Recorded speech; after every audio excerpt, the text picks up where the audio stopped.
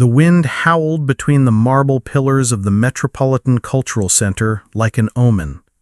Inside, behind a pane of pristine glass and a fortress of privilege, Victoria Whitmore, director of the most elite arts institution in the state, stood still, sipping her afternoon espresso, her designer heels silent on the heated floors. Down below, a storm was gathering. But it didn't come with thunder or rain. It came with a girl, barefoot, black, and radiant with movement.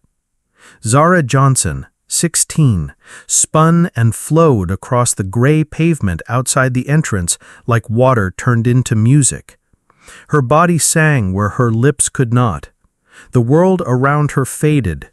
Traffic, footsteps, stairs, all of it fell away as she danced with aching grace. There was no stage, no lighting rig, no orchestra.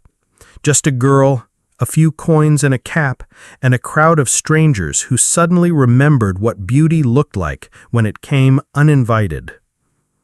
Victoria Whitmore lowered her sunglasses, her eyes sharp as glass.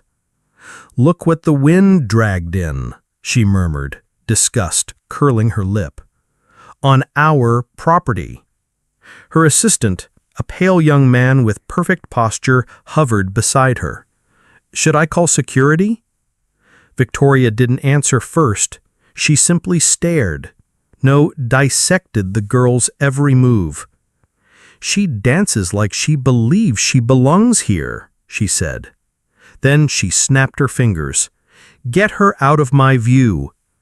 3 armed security guards pushed through the revolving doors like dogs on a leash. "Hey, you!" one barked. "You can't do that here!"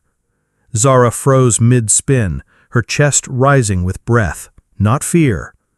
"I'm on public sidewalk," she replied, her voice calm, controlled. "I know the law. I'm not trespassing." "You're disturbing our guests." With a swift kick, the largest guard knocked over her cap. Coins clattered across the concrete, rolling into the gutter like dignity into silence. People gasped. Some backed away. Others turned their eyes, because that's easier than choosing sides. But one set of eyes didn't look away. They belonged to a boy. Watching from the back seat of a sleek black car, Marcus Patterson, 12 years old, frozen in place, not by his disability, but by awe. "Dad, stop the car," he whispered. James Patterson, billionaire developer and widower, turned sharply. "What is it?" "That girl," Marcus said, his voice trembling with something that hadn't visited him in months, excitement. "She's the angel Mom used to tell me about. The way she moved." James looked. He truly looked, and what he saw shook him. She was gathering her coins slowly, methodically, her hands trembling, but her back straight. She did not cry. She did not plead. She simply stood, then turned to the guards with a whisper that none of them expected. "One day," she said softly, "you'll remember me.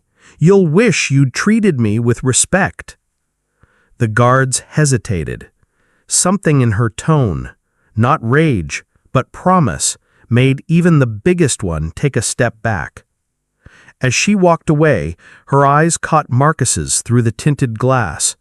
For a heartbeat, time forgot to move. A broken boy and a discarded girl. 2 souls marked by the world in different ways recognized each other, not by face, not by name, but by pain and by defiance. Victoria Whitmore, still watching, scoffed. "Problem solved," she muttered. She had no idea. She had just triggered a reckoning. 3 days passed, but James Patterson couldn't shake the image. Nor could Marcus asking, "Do you think she's okay?" That question was the chisel that cracked James open. That and the memory of his wife, the woman who once danced for him in their garden, who believed art was the purest form of rebellion. We're finding that girl. That's the school Victoria runs now. She got pregnant with me, and they revoked her scholarship. Victoria said girls like her didn't represent excellence. My mother died thinking she failed.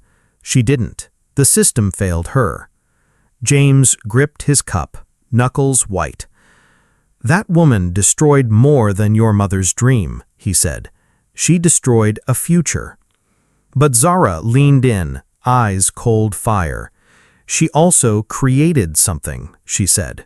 Me. And I've been preparing. Then she opened a folder, dozens of pages, photos, audio files, copies of scholarship rejections, all targeting students of color, fund diversions, racist emails. How did you get this?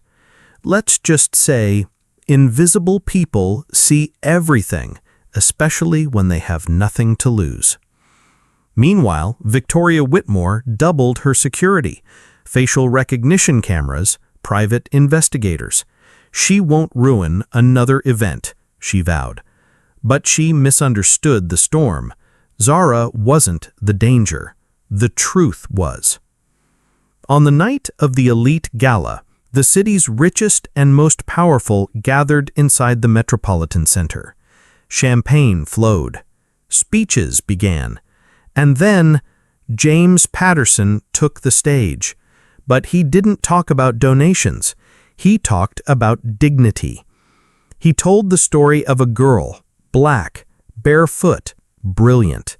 He told the truth about what his son saw, what he saw. Then the screens came down, the documents, the recordings, the voices of those long silenced, all played out, raw, undeniable. The room turned, not against Zara, against Victoria. Then Zara walked in, a vision, no longer a street girl, but a queen. Behind her, 10 rejected prodigies, dancers, singers, painters, all gifted, all denied. And then, the final blow. Marcus took the mic. "She made me walk again," he said. "But you wouldn't let her through your door because she's black." Silence. Then fury. Then awe. James bought the center that night, on stage, with Zara by his side. He renamed it the Zara Johnson Institute for Inclusive Arts. Zara became its artistic director at age 17. And Victoria Whitmore? She was escorted out by the same guards who once humiliated Zara. What followed was history, real history. Marcus walked with crutches. Zara's scholarship program launched in 12 cities. Their methods were studied in universities. Their story became a global documentary. Victoria, meanwhile, opened rejection letter after rejection letter in her one-bedroom apartment. She had become irrelevant in the very world she once ruled. Zara, on the other hand, sat across from CNN anchors, unshaken. "I could have chosen revenge," she said. "But the real revolution is to build something so magnificent, so undeniable, that those who tried to erase you have no choice but to see you everywhere." When asked about Victoria, she only said, "She tried to erase me, but she erased herself." And maybe that's the lesson. True greatness isn't loud. It dances barefoot. It heals broken limbs and broken systems. It doesn't scream for revenge. It builds sanctuaries. Because the best revenge isn't destruction.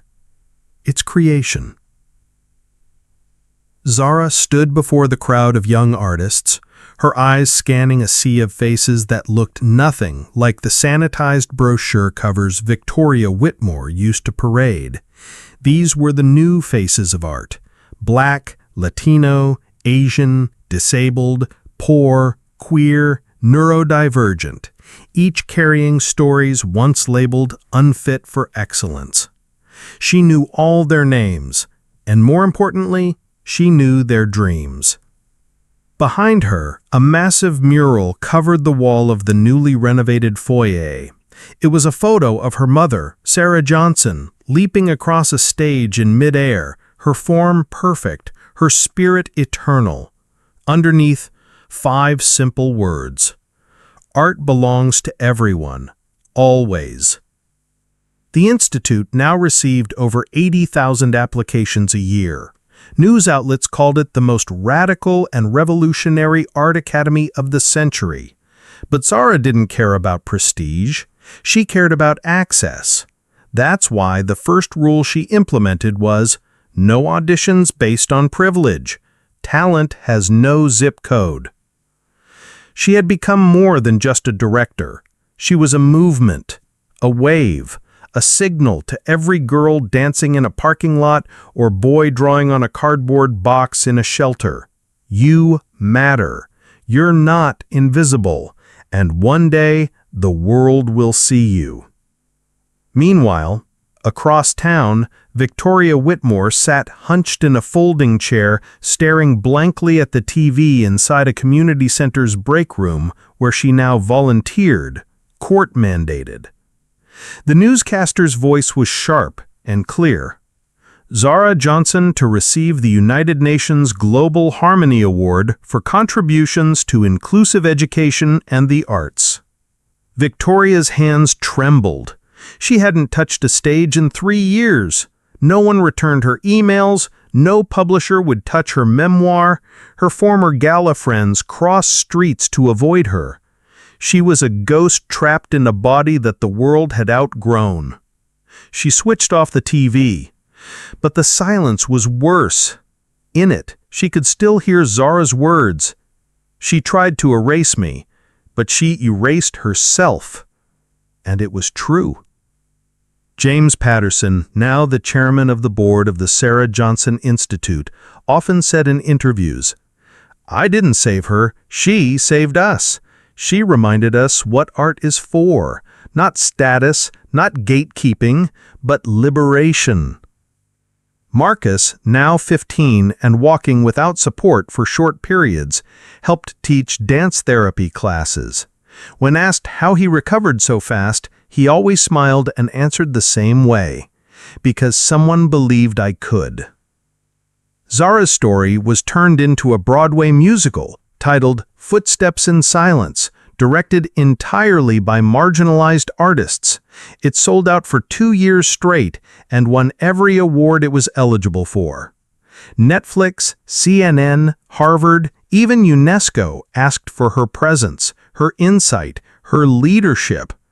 But she always returned to the same place, that open plaza outside the Metropolitan Cultural Center, now renamed the Freedom Square. Sometimes, on Sunday mornings, she'd return quietly and dance there barefoot again.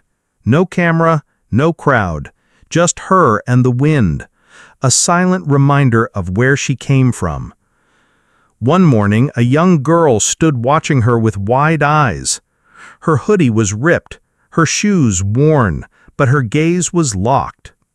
Zara stopped mid-spin and walked over. "You like to dance?" The girl nodded, speechless. "What's your name?" "Layla." "Well, Layla," Zara knelt to the girl's eye level. "You ready to change the world with me?" The girl's eyes lit up. And just like that, it began again. Because real greatness doesn't end with the standing ovation. It begins when someone who was once invisible turns to someone else and says, "I see you. Let's build something that can never be erased."